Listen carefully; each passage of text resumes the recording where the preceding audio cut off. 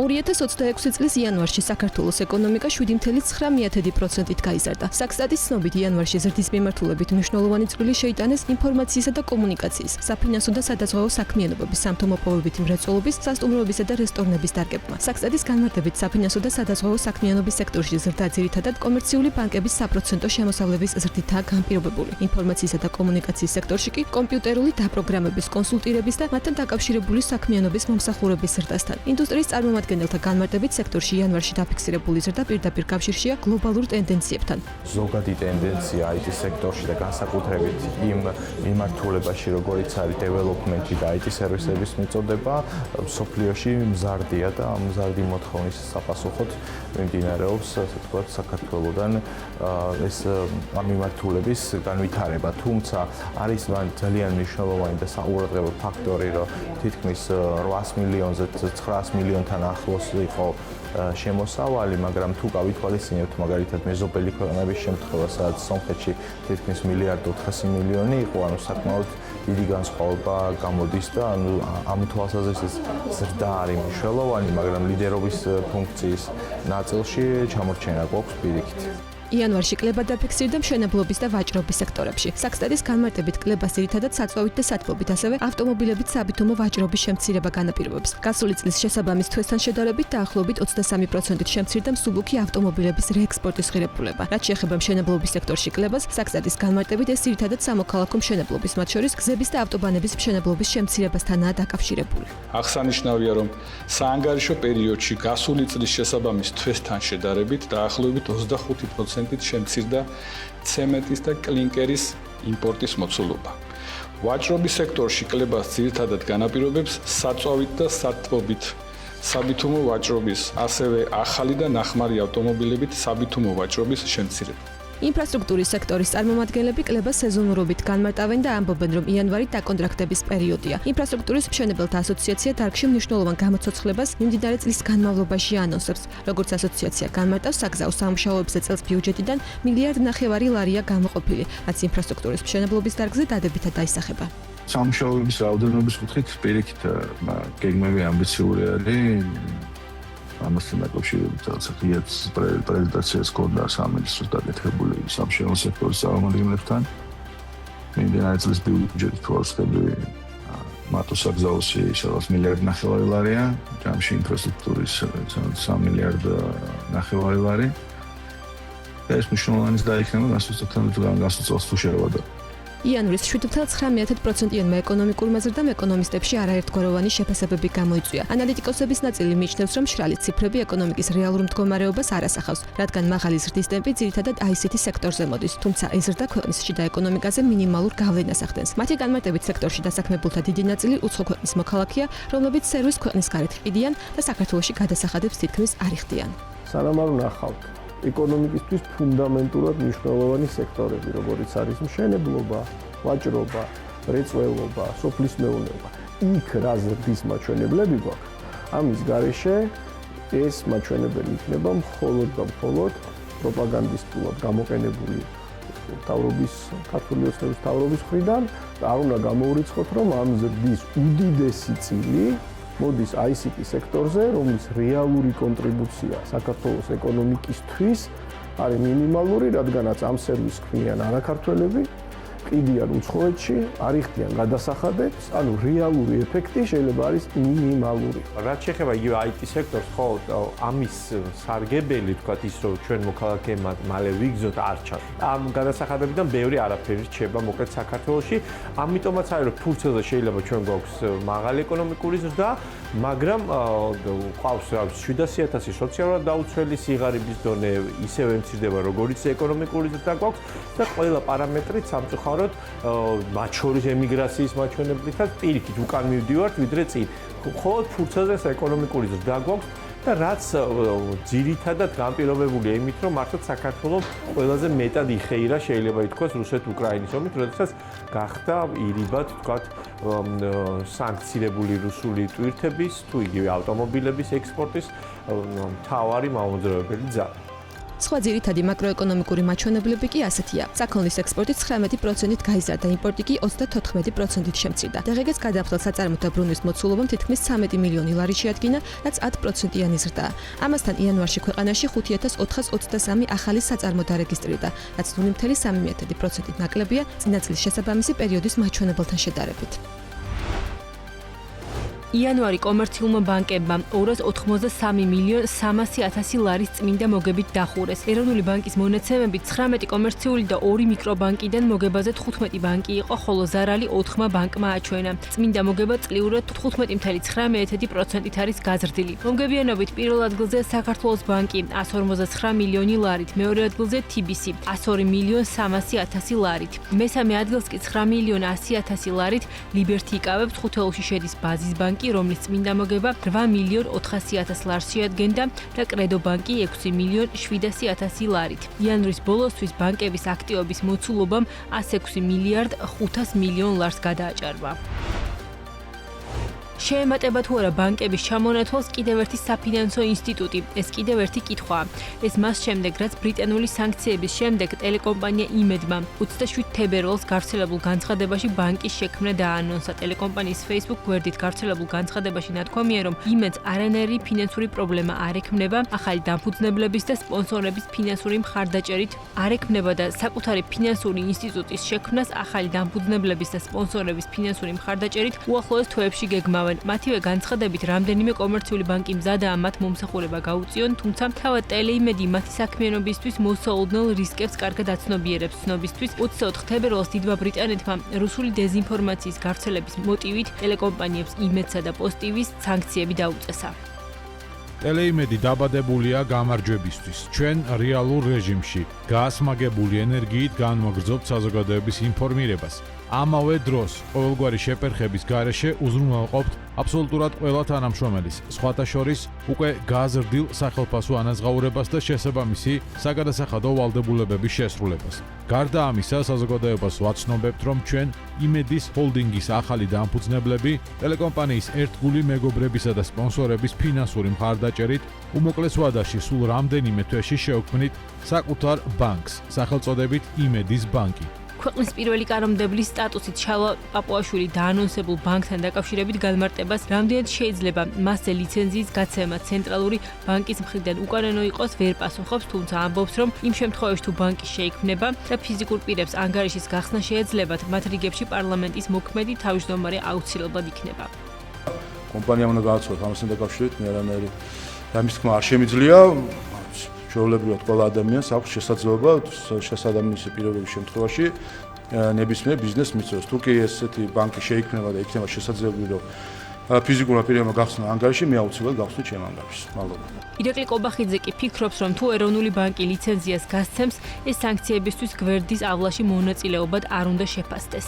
თუ კანონის დაცვით იქნება საქართველოს კომერციული ბანკი, და მე რამდენიც ვიცი, ტელეკომპანიას არ ეზღუდება კომერციული ბანკის ჩამოყალიბება, ამ შემთხვევაში ბუნებრივია უნდა იყოს დაცული თანასწორობის ძირითადი უფლება და ლიცენზია უნდა გაიცეს. მაგრამ საუბრობთ დიდი ბრიტანეთის მიერ დასანქცირებულ ტელეკომპანიაზე. მის მიერ ბანკის შექმნა იმისთვის, რომ თავი გადაირჩინოს და ამაზე ეროვნული ბანკის მხრიდან ლიცენზიის გაცემა. იქნება თუ არა ამ ტელევიზიის დახმარება სანქციებისთვის გვერდის ავლაში. მე რამდენად თქვით სიტყვა გადარჩენი. არაფერი გადასარჩენი არ ჭირს ტელეკომპანია იმედს და არც ტელეკომპანია პოსტივის. არაფერი გადასარჩენი არავის არ ჭირს ამ ქვეყანაში. არც ეს ქვეყანა არის გადასარჩენი, არც ტელეკომპანიებია გადასარჩენი, ყველაფერი არის ძალიან კარგად. ამ სიტყვის გარეშე ვისაუბროთ მაშინ, თუ ეროვნული ბანკი გასცემს ლიცენზიას ბანკისთვის, რომელიც უნდა დაფუძნდეს ტელეკომპანია იმედის მომსახურედ.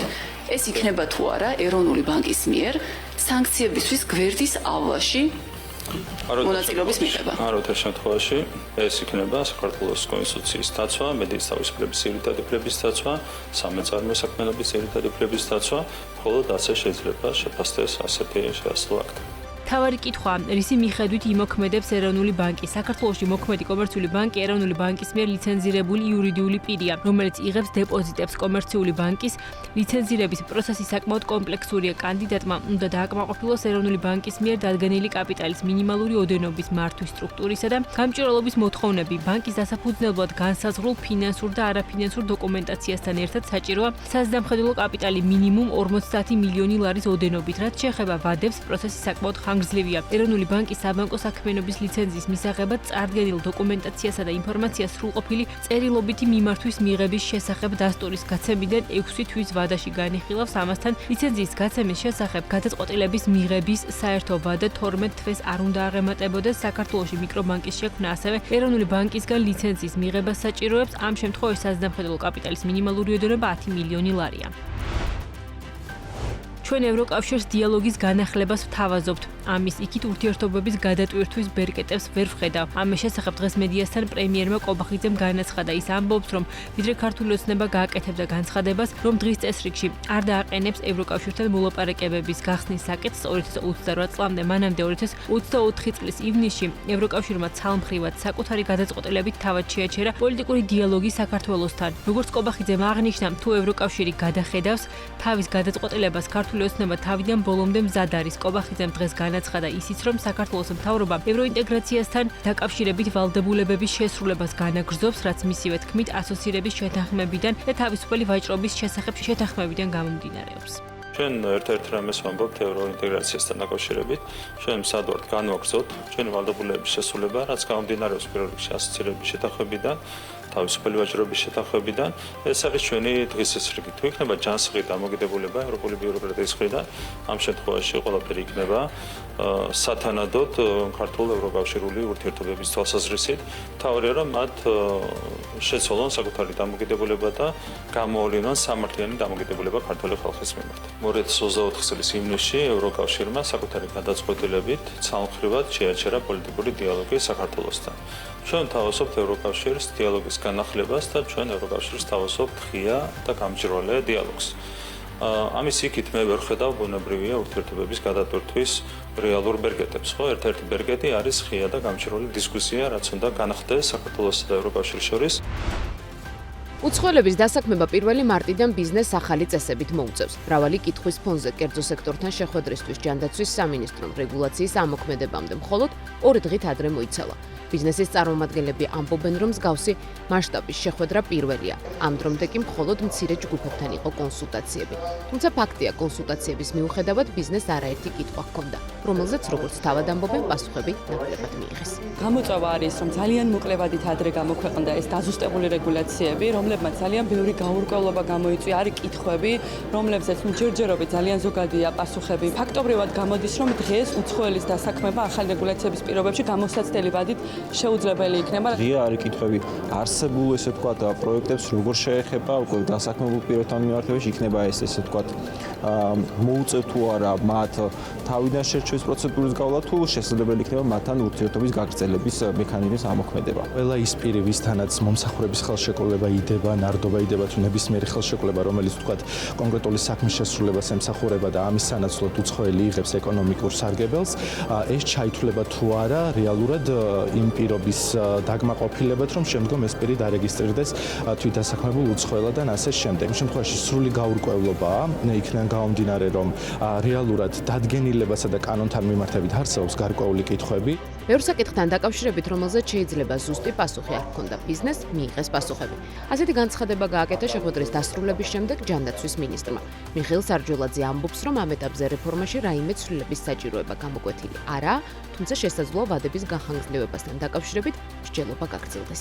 ამ ეტაპზე რაიმე ცვლილებების საჭიროება ნამდვილად გამოკვეთილი არ ყოფილა. მე ვფიქრობ, რომ ბევრ საკითხთან დაკავშირებით, რომელზეც შეიძლება ზუსტი პასუხი არ ჰქონდა ბიზნესს, ამაზე მიიღეს პასუხები. არის საკითხები, რომლებსაც დავტოვეთ შესაძლებლობა რომ ვიმსჯელოთ. მაგალითად ეს უკავშირდება მოკლევადიანი მაგალითად ვადის გახანგრძლივების საჭიროებას, თუ კი მაგალითად 2027 წლის 1 იანვრამდე ვინმეს მოკლევადით გადავადების საჭიროება აქვს. საკმაოდ მრავლად იყო წარმოდგენილი გამონაკლისებში, ასე ვთქვათ, მოხვედრის სურვილი, დარგების ესე ბლანკეტურად გამოყოფა ალბათ გამართლებული არ იქნება და ალბათ უფრო ვიწრო, დავიწროებული კონკრეტული კრიტერიუმები დაჭირდება იმის შეფასებას, თუ რა პოზიციაზე კი და რა პოზიციაზე არაც. ერთ-ერთი საკითხი, რომელზეც ყველაზე მეტი შეკითხვა დაისვა სამეთვალყურეო საბჭოებში უცხო ქვეყნის მოქალაქეებზე, უცხოელ დირექტორებსა და პარტნიორებზე ახალი რეგულაციის გავრცელებას შეეხებოდა. ბიზნესი ამბობს, რომ კანონში ორაზროვნებაა და დაზუსტებას საჭიროებს. ვინაიდან ტერმინი ასევე პარტნიორობასაც გულისხმობს და სამეწარმეო საქმიანობაში ჩართულობასაც და ამ შემთხვევაში რა იგულისხმება, იმიტომ რომ აქ შეიძლება იყოს მენეჯმენტის წევრი, ასევე სამეთვალყურეო საბჭოს წევრი, აქციონერი, პარტნიორი და ასე შემდეგ. შესაბამისად, კანონი და დადგენილება ამის განმარტებას არ იძლევა და შესაბამისად ბუნდოვანება ამ კუთხით. ის უცხოელები, ის პარტნიორები, რომლებიც საქართველოში არსებული საწარმოების წილის მფლობელი პარტნიორები არიან, მათზე თავისთავად ეს კანონი საერთოდ არ ვრცელდება, ხოლო რაც შეეხება კანონში მოხსენებული პარტნიორის ნაწილს, აქ საუბარია ისეთ ტიპის პარტნიორებზე, რომელიც მაგალითად ორი სუბიექტის ერთობლივ საქმიანობას გულისხმობს და პირობითად ერთ-ერთი ამ საქმიანობაში პარტნიორი არის უცხოელი. პარტნიორებთან მიმართებაში მივიღეთ განმარტება, რომ ეს არ ეხებათ პარტნიორებს, თუმცა ცალსაღად ეს დადგენილებაში არ წერია, პირიქით საწინააღმდეგო ჩანაწერია, თუმცა ის ფაქტი, რომ დირექტორები და სამეთვალყურეო საბჭოს წევრებიც ექვემდებარებიან ამ რეგულაციებს, საჭიროა მათთვის შრომითი ბინადრობის მოწმობების აღება, შრომითი ნებართვების აღება და შეიძლება კონკრეტულმა პირმა ვერც აიღოს, ვფიქრობთ, რომ ძალიან დიდი პრობლემა შეიძლება გახდეს სამომავლოდ. ახალი რეგულაციები კონკრეტულ პროფესიებში ნულოვან კვოტებს აწესებს, რაც გულისხმობს, რომ საქართველოში უცხოელი მუდმივი ბინადრობის არ მქონე კურიერები, ტაქსის მძღოლები და გიდები ვეღარ იმუშავებენ. არაერთი კითხვა ამ შეზღუდვასთან დაკავშირებითაც, რაზეც ქართული ოცნების წარმომადგენლები ამბობენ, რომ ეს გადაწყვეტილება ადგილობრივი ბაზრის დაცვას ემსახურება და სექტორებზე მრავალწლიანი დაკვირვების შედეგად მიიღეს. მათი თქმით, უცხოელი კადრების ადგილობრივით ჩანაცვლების რესურსი არსებობს და ის, რომ კერძო სექტორს იაფ მუშახელზე წვდომა ეზღუდება, ეს პროცესში გადამწყვეტი არ არის. კურიერებზე შემიძლია ვთქვა, რომ ეს არის იმ კატეგორიის შრომა, რომელზეც თავისუფლად შეიძლება ადგილობრივი შრომითი რესურსებით მთელი ამ მოთხოვნილების დაკმაყოფილება. ეს უცხოური სამუშაო ძალა ამ კონკრეტულ სექტორში უფრო იაფი სამუშაო ძალა იყო ვიდრე ადგილობრივი და საბოლოო ჯამში ვიღებდით იმ შედეგს, რომ თვითონ ადგილობრივი კადრები პრაქტიკულად სამსახურის გარეშე რჩებოდნენ და მეორე თვითონ სერვისის მიღებისთვისაც უკვე სერვისის ხარისხი ვარდებოდა. ჩვენ არ გვინდა რომ ადგილობრივი შრომითი ბაზარზე, სადაც მოთხოვნა მაღალია, მიგრაციული შრომითი რესურსი კონკურენციაში შევიდეს. მარტივია. დათვლილია რეალურად, რომ ანუ ადგილობრივი რესურსი დიახ, გლოვოს მომსახურებას თუ გულისხმობ, გლოვოს მომსახურება ეს არის კომფორტის მომსახურება და კომფორტის მომსახურებას შესაბამისი ანაზღაურება უნდა გქონდეს. შრომით იმიგრანტებსა და თვითდასაქმებულ უცხოელებზე შრომითი საქმიანობის უფლების გაცემის წესი ძალაში 2026 წლის 1 მარტიდან შევა. თუმცა დადგენილების მიხედვით დაწესებულია გარდამავალი პერიოდი. უკვე თვითდასაქმებულ უცხოელებზე რეგულაცია 2026 წლის 1 მაისიდან დაიწყებს მოქმედებას. აქტიური რეგისტრაციის მქონე შრომითმა იმიგრანტებმა კი 2027 წლის 1 იანვრამდე უნდა მოიპოვონ შრომითი საქმიანობის უფლება და შესაბამისი ბინადრობის ნებართვა. შეხვედრაზე ბიზნესმა მიიღო დაპირება, რომ მსგავსი ფორმატით კერძო სექტორთან კონსულტაციები კვლავ გაგრძელდება. უცხოელების დასაქმება და შემოღებული რეგულაციები გამოწვევა იქნება IT სექტორისთვისაც. ამის შესახებ კომპანია Sky High-ის აღმასრულებელი დირექტორი აცხადებს, თორნიკე თოხაძე ამბობს, რომ ახალი შეზღუდვები პრობლემური განსაკუთრებით იმ საერთაშორისო სტატუსს მქონე IT კომპანიებისთვის იქნება, რომელთაც დეველოპერების მიღმა სხვა პოზიციებზეც უცხო ქვეყნის მოქალაქეები ყავთ დასაქმებული. მისი თქმით, იმ ფონზე, როდესაც ცვლილებები და ანონსებიდან საკმაოდ მალე შედის ძალაში კომპანიების ნაწილს, უცხოელ კადრებთან მოლაპარაკებებისას პრობლემები უკვე ექმნებათ. აღსანიშნავია, რომ უცხო ქვეყნის მოქალაქეების დასაქმებაზე შემოღებულ რეგულაციებს ექვემდებარებიან ის უცხოელი IT სპეციალისტებიც, რომლებიც საქართველოსდან გეგმავენ საქმიანობას ან რომელთა დაქირავებასაც ბიზნესი გეგმავს, თუ ასეთი პირი საქართველოში არ ფლობს IT ან სხვა ტიპის ბინადრობის ნებართვას, მან შრომითი საქმიანობის უფლება უნდა მოიპოვოს. IT სექტორში თვითონ დასაქმებული ადამიანების რაოდენობა არ არის მხოლოდ IT ადამიანები.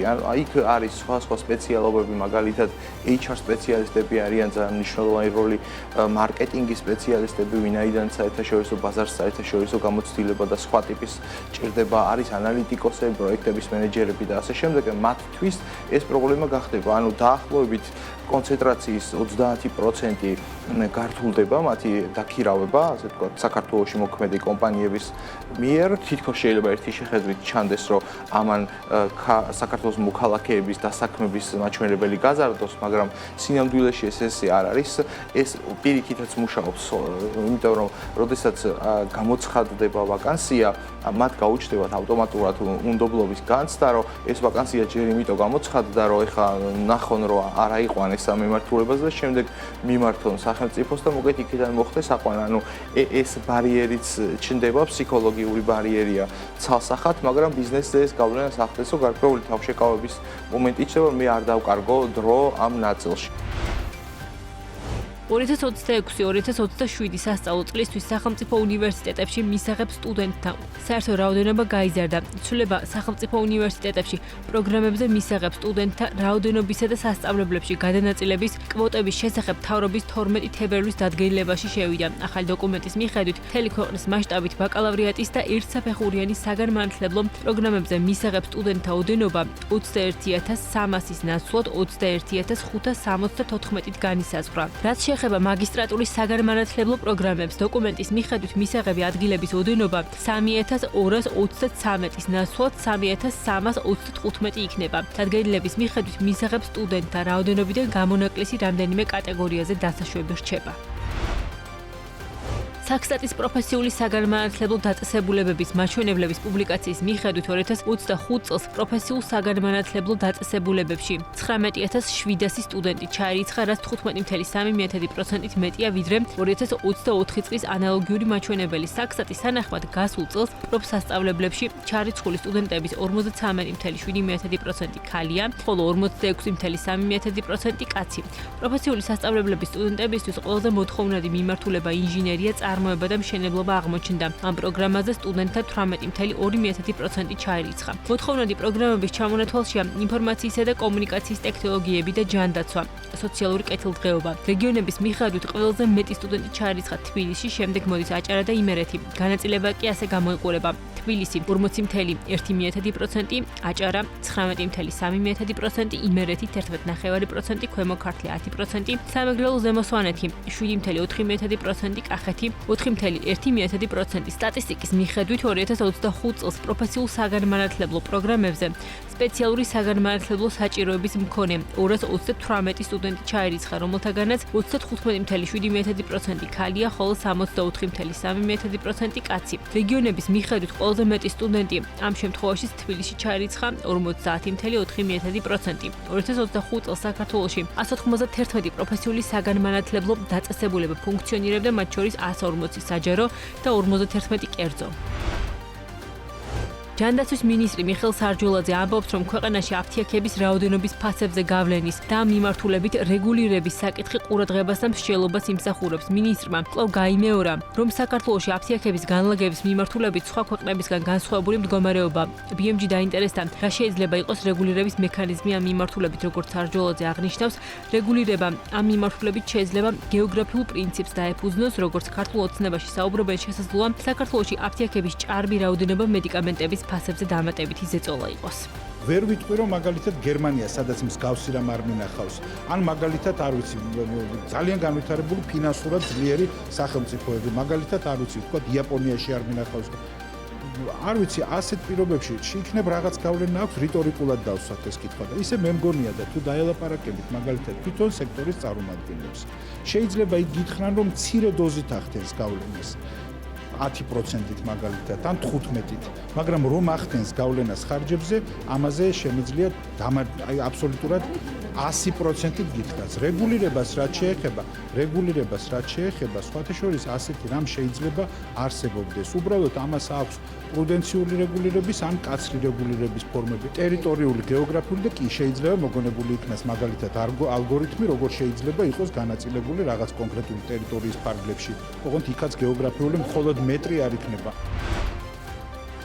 საქართველოში ბუნებრივი გაზის მოპოვება 2020 წლის შემდეგ მინიმალურ მაჩვენებელზეა. ნავთობის და გაზის კორპორაციის მონაცემებით 2025 წელს საქართველოში 13.2 მილიონი კუბური მეტრი გაზის მოპოვება მოხდა, რაც წლიურად 2.9 მილიონი კუბური მეტრით, ანუ 17.7% შემცირებული მაჩვენებელია. გასულ წელს მოპოვებული გაზიდან ინვესტორების წილი 9.2 მილიონი კუბური მეტრი იყო. სახელმწიფოს კი წილობრივი განაწილების ხელშეკრულებით 4 მილიონი კუბური მეტრი ერგო. წლიურად სახელმწიფოს წილი 1 მილიონი კუბური მეტრით, ინვესტორის კი 2.1 მილიონი კუბური მეტრით არის შემცირებული. ნავთობისა და გაზის კორპორაციას სახელმწიფოს წილბუნებრივ გაზს აუქციონების გზით ყიდის. ბოლო ტენდერში აუქციონზე 5 მილიონი კუბური მეტრი გაზი იყო გამოტანილი, საწყისი ფასი 1000 კუბურ მეტრ გაზზე დღეს გარეშე 643.66 მიასედი ლარიდან იწყებოდა.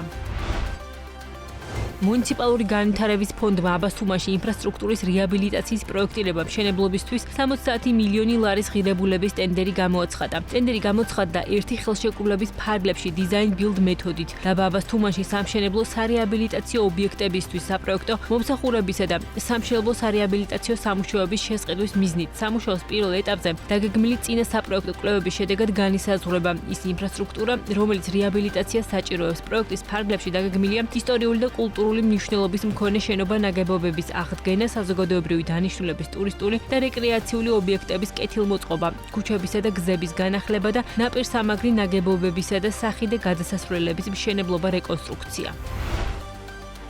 2026 წლის იანვარი ბათუმში საცხოვრებელი უძრავი ქონების ბაზარზე მკვეთრი ზრდით დაიწყო. კოლიერ ჯორჯიას მონაცემებით ბინების ტრანზაქციების რაოდენობა გასული წლის იანვართან შედარებით 25.3% გაიზარდა და 1293 ერთეული შეადგინა. ბაზრის ზომა კი 36.3%-ით 77 მილიონ დოლარამდე გაიზარდა. ამასთან ბათუმში 2026 წლის იანვარში ახალდაშენებული ბინების საშუალო შეწონილი ფასი 15.9%-ით გაიზარდა და კვადრატულ მეტრზე 1316 დოლარი შეადგინა.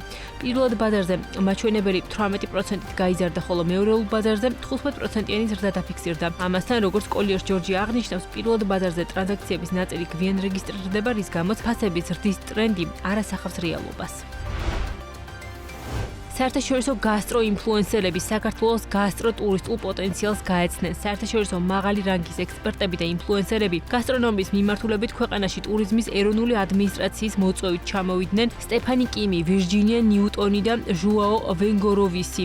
ქართულ სამზარეულოსა და ღვინოს გაეცნენ. მოინახულეს კვების ობიექტები როგორც თბილისში, ასევე კახეთში. ინფლუენსერთა ვიზიტის მთავარი მიზანია საქართველოს სწორად პოზიციონირება მსოფლიო გასტრონომიულ რუკაზე, როგორც მაღალი ხარისხის, ავთენტურ და განსხვავებულ გასტროტურისტულ მიმართულებად. ტურიზმის ეროვნული ადმინისტრაციით მოწვევით საქართველოს ესტუმრან საერთაშორისო მაღალი რანგის ექსპერტები და ინფლუენსერები გასტრონომიის მიმართულებით. ისინი არიან ადამიანები, რომლებიც მსოფლიო მასშტაბით გასტრონომიის მიმართულებით ეგრეთ წოდებულად ტრენდებს აწესებენ. ძალიან მნიშვნელოვანია მათი საქართველოში ვიზიტი, ის რომ გაეცნონ საქართველოს გასტრონომიის პოტენციალს, გასტროტურისტული პროდუქტის პოტენციალს, რის შედეგადაც საერთაშორისო მედიის ფოკუსში მოხვდება საქართველო.